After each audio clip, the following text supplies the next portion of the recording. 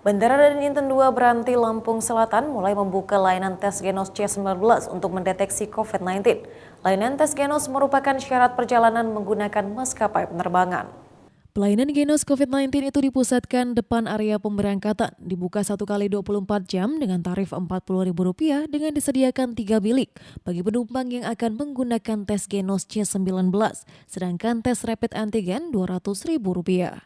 Calon penumpang terlebih dahulu melakukan pre-proses, pertama mengunduh aplikasi Airport Health Center dan membuat akun. Tahapan proses, calon penumpang akan diverifikasi kondisinya dan petugas akan memberikan kantong nafas untuk digunakan calon penumpang memberi sampel nafas. Tahap pos proses pada tahap akhir, calon penumpang hanya tinggal menerima hasil tes melalui aplikasi Airport Health Center. Sementara itu calon penumpang mengaku tes menggunakan genos sangat efektif dan hanya membutuhkan proses hingga 10 menit dibandingkan dengan tes antigen. Selain itu juga harga tes genos sangat terjangkau.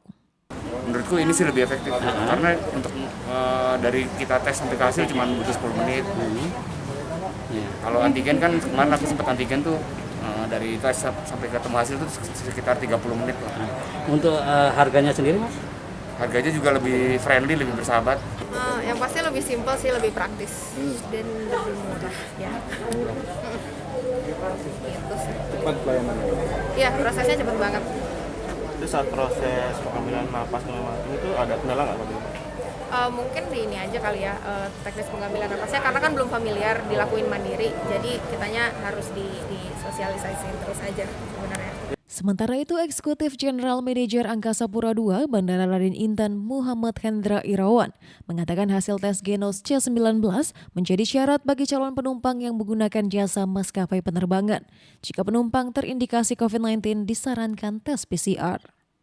Layanan genos sebagai salah satu alat pendeteksi kesehatan sebagai persyaratan penerbangan sudah bisa dilakukan di Bandara Raden Inten. Jadi kita per tanggal 19 ini kita lakukan.